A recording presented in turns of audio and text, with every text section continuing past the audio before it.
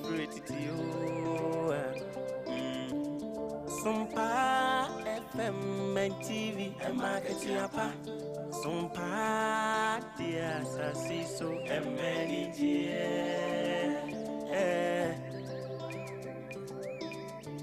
Ajuma yesimini aketi enti usumo sumyo aduna bema wanya aketi yapa ewa sasi so ewiasim basum na wansum ye dia fanyina masa wansum bisa usum ye maketi yapo eni je ti sompa die e maketi yapa sompa dia sasi so emeni je Sompa FM, Sompa TV, market yapo, Sompa MIG.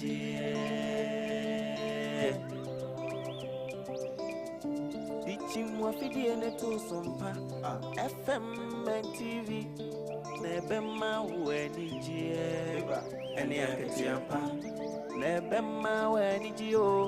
Sabra Boymo Dajini. Be natural, so no, dear, when ya Bema, when it market your panso come, and market your pa, our fiddy in it to some pa, FM and TV. Why?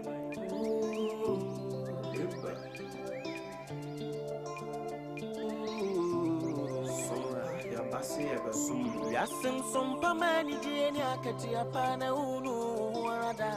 Sompa dia sitting moon, Emma Katiapa.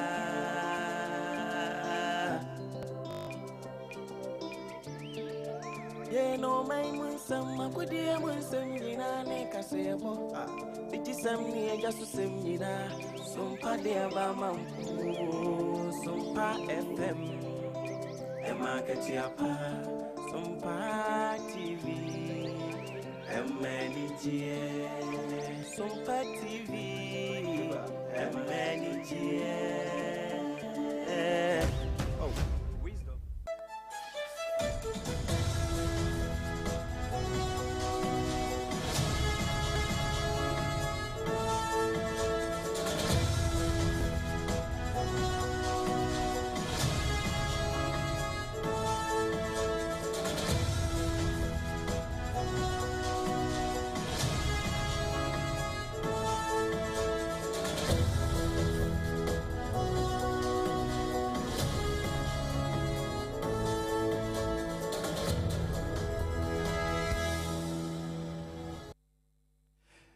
Ye no nsiano anope de abusua abo e wo Sompa fie wo ha ene nsia e kire ponum enkran Watermelon Street no so ejinamu life enna 93.1 Kumase Asante Mantemo hwa dabraka wono nso fa bie ba bia Sompa TV obutuo no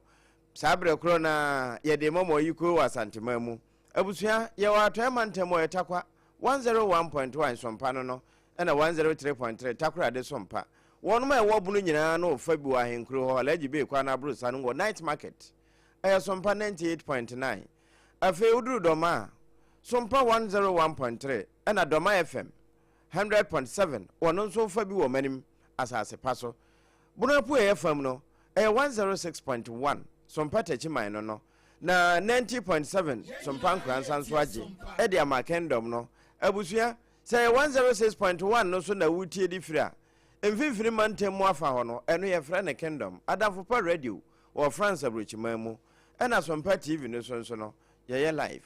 YouTube no ho na abrochirefo no nyina afokwakudo nyina mo ene yewura kwan mo de ene nam so a abrochire won ma efiri Ghana ha etie kase papa no eno Sompa FM live Sompa 106.5 FM Accra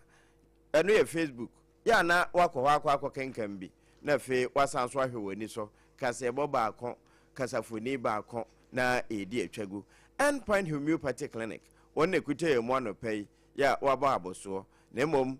kase bo sempremo ekoboje sedia anopai de na asema no na Lasta Company Limited nso wama yatwi yese womo na Yas toothpaste and toothbrush dudo na ye nom ye no 2074 wanada womanti ena nsempa ne ba wa kwamu na de asoso no abetie no ebi ne se Ghana Mampani, His Excellency Rajon Dramani Mahama, no any penny for Apa Bibi Hontama, na Yafrano National AI Strategy, a Baba Babua, Ama Bibia, Akosumun Samna Manope. Dr. Mary Ewisi, wano ene penny with ya free zone ano. Was it Apostle Yamachan Komwa who could do you? I saw them who catch us for Masagalem say, I say, Suno. Canadian, one who. Na eniati no wobeka NPP amanyo kronum penny for the kratsa APPIAH na omo e kan chembichem eseta kwanswayem ebimu kan sembi se executive se hono oma boycott bibi wo se no krebia nim tachiman eba na tifia fam ho a aban krache penny owo ho na common fund projects ahodo a wono mo ye wafa so na wabu hu kontade a kire timamufo Assemblies of God asafoye no ewo boshen edumanu empenimfo akwakoye adwumason bi ya wo modi musam atoya no peye beda na yechiri di asomo eno achi ebekwa amanone na US mamu Jerome Powell ne nkomo bi no mo ebobo bae na emu ehwehwemu se US Justice Department no ese wo mo agya bibia de egu ho edi entira ye de ho nsam oba Abusia and samani bi eka yenim ho na no pay enuanom banu yesi adwa ya to din na ka ejesi no sia bremu kase ya ye de baba besomo hyane so sa akokọ bi de ohwei ya no anim adeche ye na so brane brano no wotie free onini ano midin Abena Badu Adepa KWOFIE menembra triple emai AGYA Apam Dadaa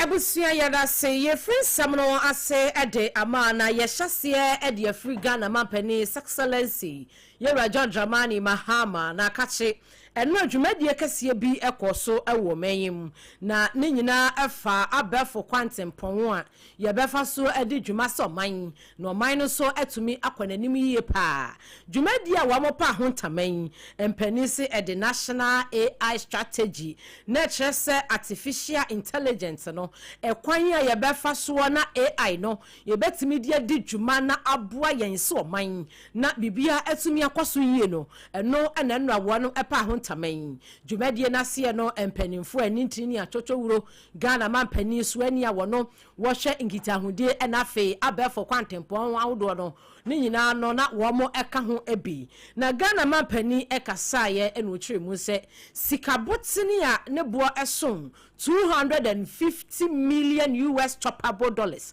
and a one mudi shemu said ye beya eye AI artificial intelligence strategy a one efa na wamudi adi juma wo mayim no etumi aboa Ghana Mampani kyerɛ nsɛm se wo hwemu a wo betete eye empanimfo afei enkwada wo madwuma bo abe na wo matimi aye ho research yie na etumi aboa na eba no de friend innovation no so dia enso ni nyina no wo mo ebedi hujuma enterprise no so eka ho bi enti research innovation and enterprise eno de betumi aboa ama Ghana etimi aye hub upiemo ewa bibre ama nyina no a etumi ama Ghana so ede no adamu enso Ghana Mampani say sa $250 million US choppable dollars wo hwemu a wo mo achichem wo mo de $20 million US dollars eno no wo mo de kwakwa support the friend short to medium term implementation said ye be babua amasa national AI strategy no etumi akoso afenso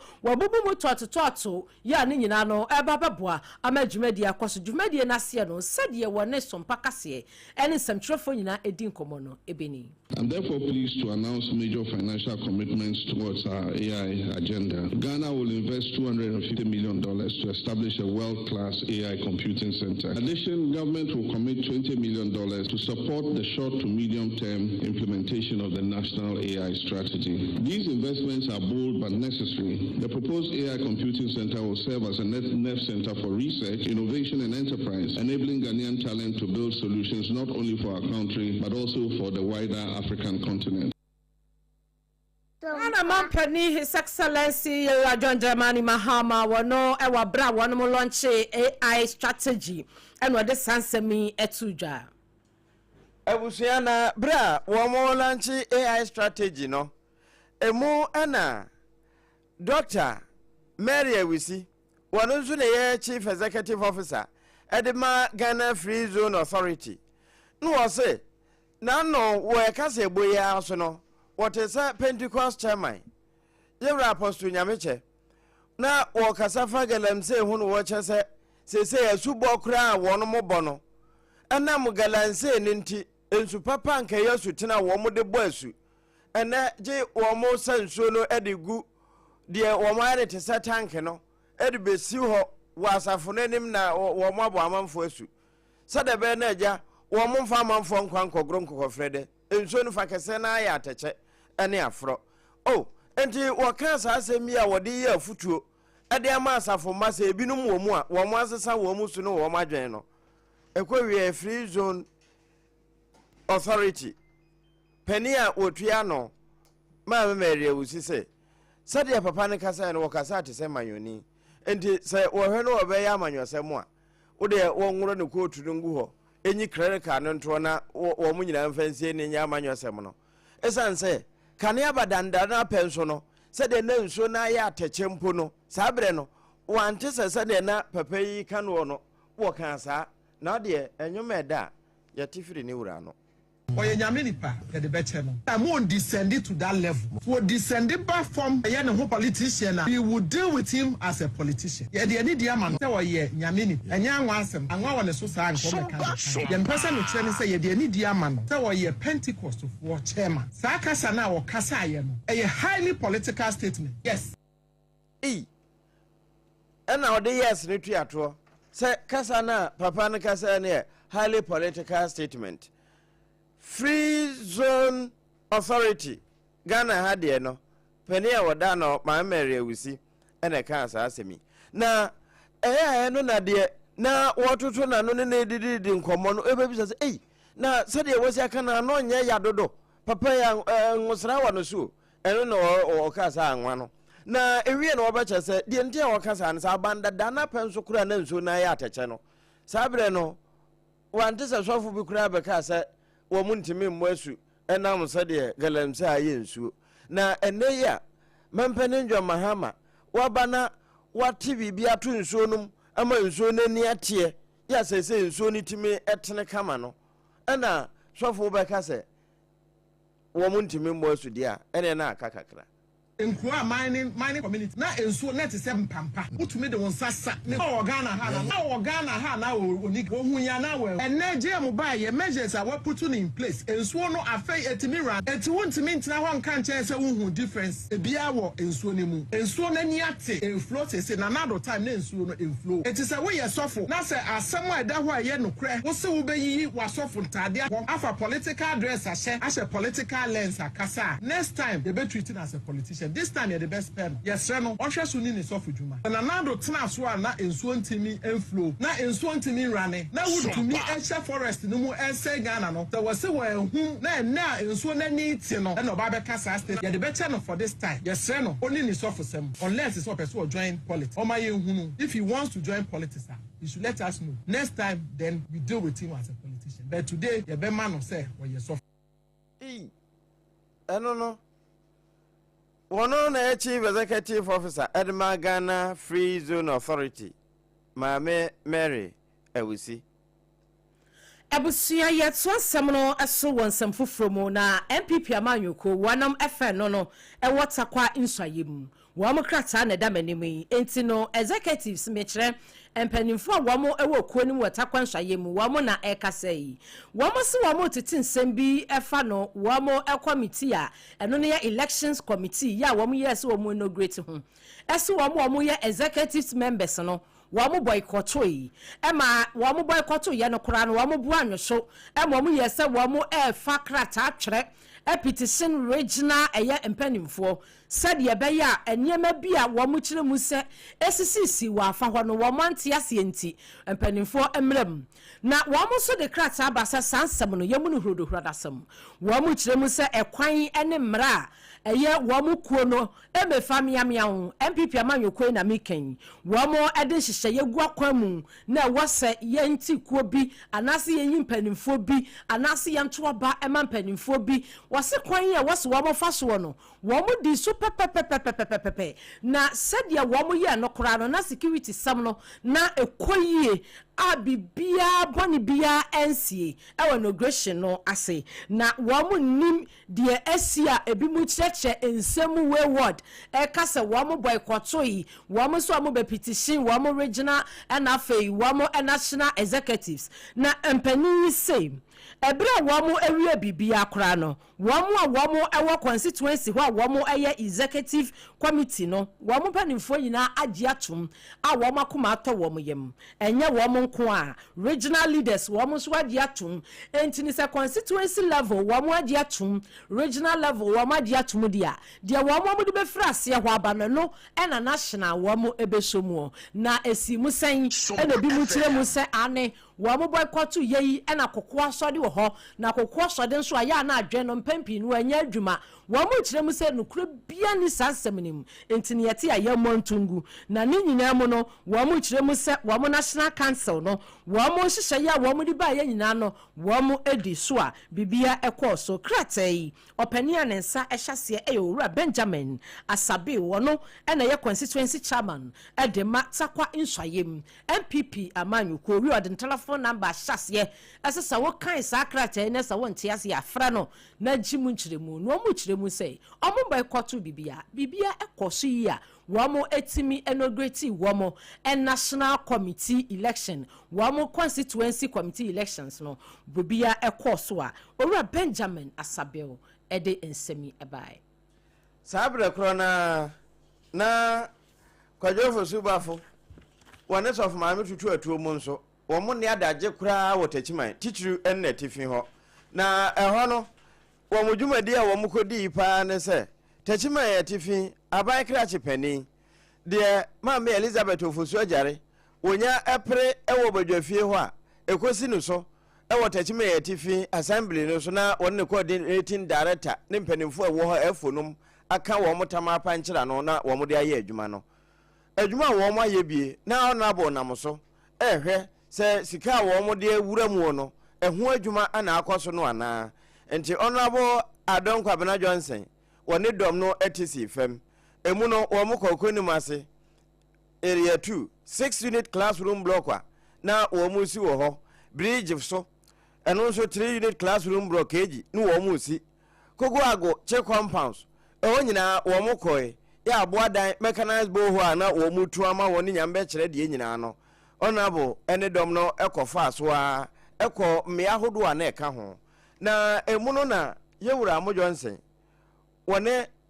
ensantwerofo edi nkomo ma wo moto bi e ma so mpase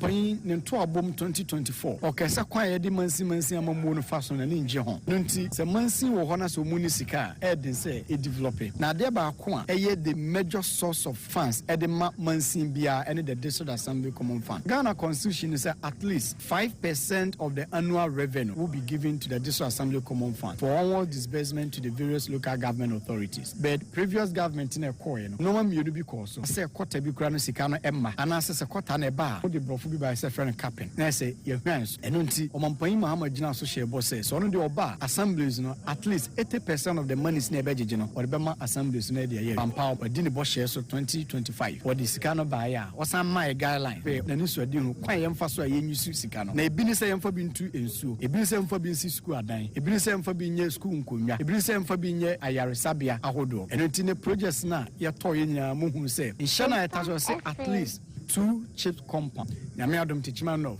2 ni nyina no yegusu a ye ho adwuma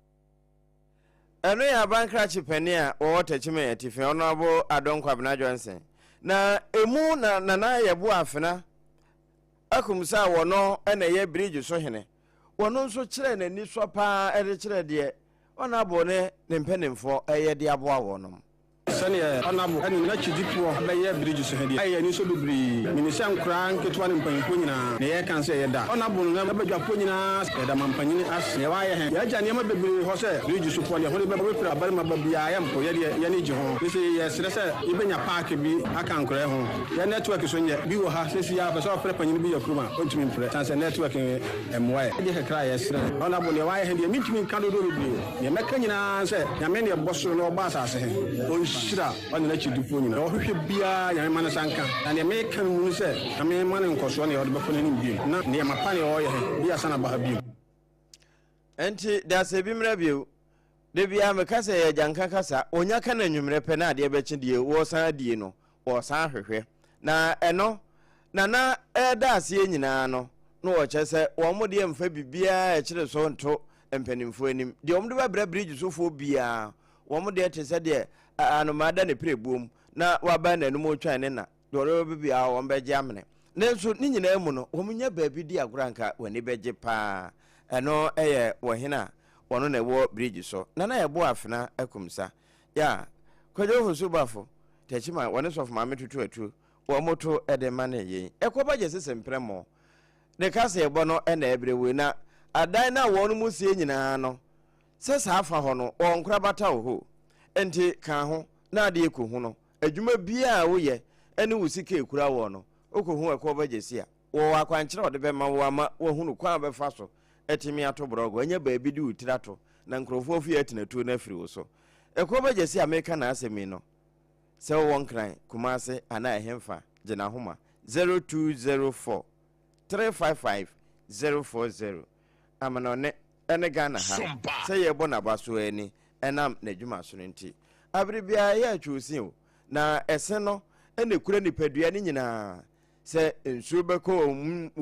nipadua no mu a ɛnam wanum ɛkra wo se ansa aduane bɛkɔ wo nipadua no mu a ɛnam wanum ɛkra wo se enti Greenwich Meridian line no meka kyerɛ wo sɛ onya hu sɛ bi bɛtɔ se ase a ɛntenatena ho ɛntɛm papa se papa ene bro so a betimi ayiyi na firi hɔ ama wanima banyam na watimi asre de akyerɛ mansan Leicester company for dia won ma ya friend Yas toothpaste and toothbrush egumo ahodo ebi kuma num kuro ne enum kankan eno eye heba no na white ne no ema ase ne ye fita afi teserema ewo ne kala nyame de bo no eno nso betimi aba mu a na nim se wodi total care no eye adwuma pa gel no nso wo ho na se mofra ne de wo baako bo se wan ma wani ankɔ wo ho antete am wan hwɛ se wo mu twia ma ehura ba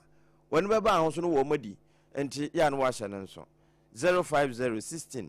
19588 wo ma ho ano no pusu na wo monye so 2074 tete hodudo no a abɛɛfo kwan so no wo ma ya dada so yinso na ewo mu no ene de egu ntoa mu a wo mo de abadwa so sɛ ye nonnom entu enyare wase enti yare bi etewo so no me de menka emo yade din uhia 2074 se ye kasa yare nko ne yadagu no so wahu a 2074 no bi na ase betu HIV yabodin a kyerɛw ana wo de ya kan kyerɛw so de ne diabetes ana menstrual pain yare ben 2074 etimo no na prostate enlargement nyina aye ho adwuma ba bi eto no bia enye na okanshi drug lane Ashton Kolinak ho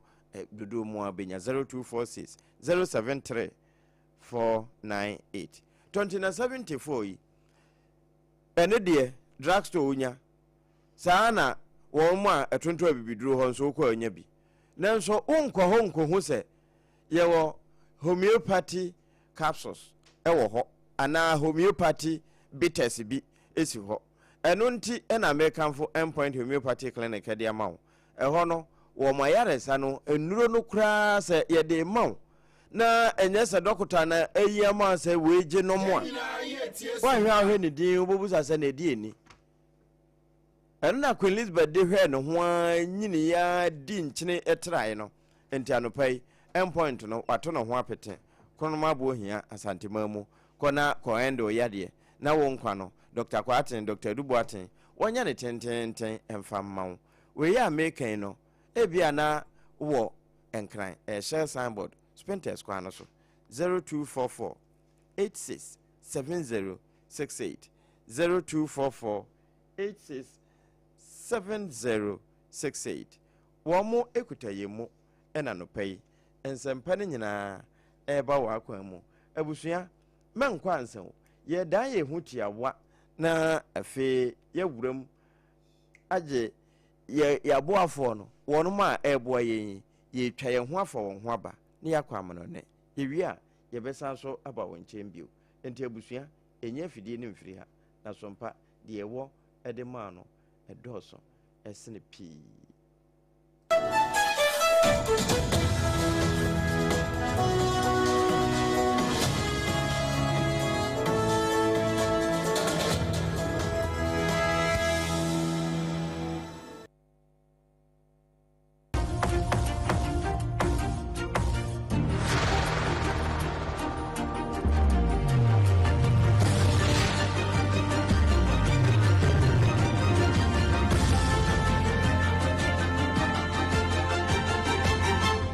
Sompa kasiebo ajibebia Ebusia ajibebia yeto nsɛm no ɛso ɛwɔ nsɛm foforo mu opie mu ɛwɔ asante ɛmantamu kropon Kumasi a bohyɛn adumanu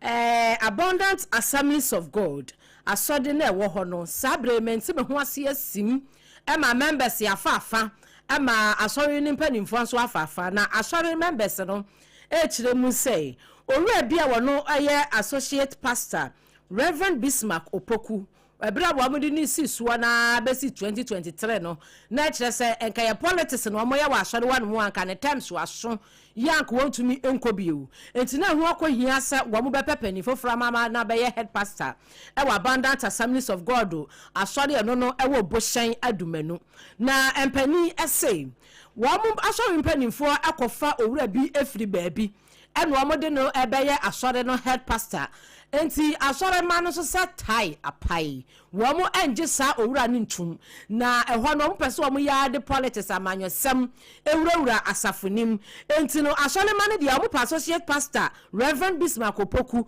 ya ne terms ɛso 2023 no ɛkyerɛ mu sɛ wɔno ɛna asɔre ma no nyɛ gyidie wɔ ne mu wɔno na asɔre ma no hu na de yɔ pɛn ya wɔmo di no ɛbɛyɛ head pastor bia mu a ɛbɛboa sa Abundant Life Assemblies of God no enti no wɔno a wɔmo san pɛ no ɛnso leaders ne sɛ hene ne ha wɔmo fa ma ne nfa ma ne kyena ne times waso wɔn kwatena fie na ɔmba asɔre a ne kyese wɔno nso abɛyɛ backing vocalist no waboa asɔre no na ne nyina mu no wɔmo ampene wɔmo so wɔmo mpene enti youth organizer yɛ ɔno wɔ asɔre ho owura Michael Jesi wɔkyerɛ mu sɛ dodoa no a ya wɔmo yɛ asɔre ma no wɔmo sesa owura no associate pastor no wɔno ne times waso no wɔno a ne yɛpɛ no ntinku yɛmfa ma no na anka adwebre emra asɔre mpanimfo no ama asɔre ma no na wɔtwe mienu ɛsɛ wɔmo fa nkwadwene ho sɛ wɔmo bɛgye de wɔmo de aba na tum anyɛ sɛ asɔre no wɔmo na asɔre no wɔgyina wɔmo so wɔmo bɛtum na wɔmo ka saa kora so wɔmo nkwadwene na wɔtwe mienu no anu wɔmo kyerɛm sɛ na wɔtwe ntam a wɔmo kɔ Abundant Life Assemblies of God bohyɛn adumanu a wɔmo kɔ yɛ yatum enti ne youth organizer yi ɔwɔ asɔre hɔ yi ɛne asɔre mani nyinaa ɛkasa kyerɛ mu sɛ ɛkyena yɛ kwasi yada wɔn bɛsom si wɔmo kɔ na asɔre mpanimfo ni mi asɔdan na wɔn bɛbum ɛsan sɛ asɔre na nyɛ wɔmo nko sika na wɔmo de si yɛ wɔmo so sam wɔmo anim fifire bi ɛne title wɔmo tuya bi afei free will offering wɔmo tuya bi enti wɔn bɛbum sɛ pɛn wɔn bɛkɔ asɔre nim akosua deɛ wɔne yɛn nsɛm twerɛ ni bawa beidu ɛkasai nka omunya na wahanko mope eno me tumpa ni fune nim kakra ka yɛwɛ sɛ kebe yɛ adwuma afei yɛbɛ sɛ panifo sɛ lebo mompene ɔmo na obi fufuro ɛna ɛba ha sei na ba ayɛ wanti saa ama sojafo kwa ne police aba ha da o sojafo ne police aba ha no ma wɔ social media ɛ ntɔkwa kura mo ba ha no no ɛbɛyɛ ntɔkwa ne ade gidigidi a yesi ne nyɛ easy ha ntinɛ first last week Sunday yɛ twam yɛ ɛna yɛwɔ na panifo bi free ɛba yɛ ɔmo so mo ba ɔmo free region national na aba na sɔfo pani na aso ɔmo sɔfo wingam general sɔfo na aso mo sɛ ɔmo meka nkyɛ sɛ dikin for no more no omu ku no dikin no e check board no omu ku no e fe dikin bia ni ho ekuo no omo de ku bia no ye youth memakuo pafanders omu ku sa ekuo ni so mpanifo bia ni obie eni nti no omo de sofo frɛ ba ho no omo ye tiampena omo betoto aso ni mu mu ka sa kyerɛ ya na mo kɔ ya bibia nsi ye 2 weeks ni my 1 week kurampo my enne sofo na mo de ban so ye nti obia eno pa ye so ye ya mo de entabo betoto aso ni anu nyina de notice ababo say church na ye closing down mo bia ma until further notice court e bi say so mo say court order Post for no mobile so musu free central the band so say enye no kore enti no sadia wo modin tabo akwa brambram edan na no church members no na afa mabu na wasole nim search na yakwasi yada won ba worship God wo mo kɔ na sa sorry mpanimfo ni nko bie Abundant Life Assemblies of God asoda ya nu wo boshen adumanu kumase a wo mo ankasa babum no makohia nyankopɔn wo mo ni ko bompu ni mpu no mo nso awahyepo na sadia wo mo ni yenzemtweni ba wabedu edi nkomo no pani okasa yeyi owura Michael Jesse won na da emabunu na no wa asafo nim abusua ma yenyina asafo no so na afi yenkwa amanone na tro no kura se wo ba ne maye toso mienu na obehya ase e de afira asafo no US abruchima mu ne yekɔ ɛhɔ na America mampani Donald Trump na ni abre pa se obetwa abade ahwe abonefo sɛm ahodo a wiase nyina wo mu hu no ho amane efiri ama bi nsɛm te sɛ Iran na asɛm foforo se asan ba betom kura ne sɛ wo mokɔto no anhweye entansa wo mo de bɔ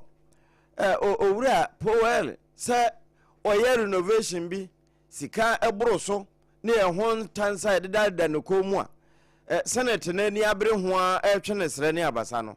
je wo mu gya asennum esan sɛ papa no kura kakra bi na ne na abawiye ɛwɔ ne dwumadi a wodi mu a wɔn mo hwɛ animu sɛ enye duru hɔ pɛ wo mo de Kevin Walsh ebetimi aba abɛhyɛ nanan na no ɛna Republican ni a wɔno nso waben pa wa amanwese mu Tom Tillis bɛkyɛ sɛ wo mo de Kevin Walsh na ɛba de a ɛne na sɛ tie bia ɛwɔ sɛ Powell nsɛm no wo mu gyam ɛnte saa wɔn bɛtwe amanate enti US attorney Janini Payaro wono ɛna ɛkyɛ sɛ de yanka wasa hwehwemu no na ɛkɔ pa ananka wo mo twene sere ne abasa no Central Bank Inspector General wono edi animu a wo mo yɛ hwehwemu nyinaa no de akɔba ne sɛ Jerome Powell sɛ de na wo mo de ntansa ne to no so ɛne ho nsɛm no wa kyerɛkyerɛ mu akyerɛ Senate ne kyerɛ sɛ bio wono de hu sɛ yɛ amanyɔsɛm mu na ntintwitwa ɛna wo mo ahyɛ da ɛde yɔ no ɛno akyi no wanya adagye nso abubu sɛ de dwumadie no kɔ yɛ nyinaa renovation no ɛde akyerɛ committee no a wono mo nso asɛ wo mo abo won tirinko sɛ de obre mpɔn bɛka no wo mo no dead nti wo mo no dead de ne sɛ tie bia anhweye je wo mo ɛtwe ne ntansa ne nyinaa ɛde sense anasɛ wogya mu na adom aboa ama Kevin Walsh nso watumi aba bɛfa de dibre na fe you scratch my back I also scratch your back and to ne yegyina na no pay ekoba jesi sempremo no nsiabre mu kase ebo a ye nom 724 dido no breko ane ye de Leicester Company Limited ne toothpaste no atwi yense na homeopathically endpoint nti Dr. Dubuate ne Dr. Kwaten wo ma ya nya hoden tenten ne ye de somwo e wo kase ebo sempremo mu no ensem no ye disie na biaja afa no waso afidie no a de de ba ye wasom de no de na edi mu akotena na e waya wo no ebi ne se Ghana Mampedi His Excellency John Dramani Mahama de atuja enra e wa bra wonom launch AI strategy na wadi tuja se $250 million and wamodi shem said ye be research innovation and enterprise ebetumi aye adwuma e wasa AI strategy mo na aboaso man $20 million bi nso a eno to techere na short to short medium term implementation ne nyina betumi aboa emunsam ye de somo Dr. Mary Ewusi wono ena Ghana Free Zone Authority oda wo ma no was na no Apostle Nyameche Pentecost chairman eka bibi fa galamse ho pa na wono no de wo hu sese de yesi koe no kama ye se ya amanyosem kakra na so de nti a wo kasa ne se Apam Dadaa no de koso chen ne esei eni atie Takwa insayem MPP amanyoko no wamo executives no wamo di abayi wamo si di enenam montene se wamo boycott ye wamo inauguration of election committee no nukure bi anim emra wamo komu no wamo apply ni nyina pepepe wamo mpanimfo a constituency executives no afa regional leaders no agi wamo atumu nti di Ghana enenam no ye monto nkene afa ye kwa amanone US mamu sisi se koba se wo mo senate de na dwuma ekọ na wieye George Powell Jerome Powell said Tibia wash neighbor now wash and so Trump ne na manaba and a Republican for the better said they almost see to trip Powell pass Rene Abasa now watch the Nancy Moa I say Antiasia ya Jumano so I want to put a case here a bear day say wash and so a bit to me about triple mine a APPIAH Apam Dadaa and pay mene Abena Badu Adepa KWOFIE ene ye bebe e de fa so mpankura batane nyina e de so mo na Facebook YouTube ka ho na safo kantanka wone Saint Augustine e de enko ho no ye de wasi ye ko na dwumadi ahodo aka ato aso enya fidie ni mfiri ha na sompa e wonne pa e de mawo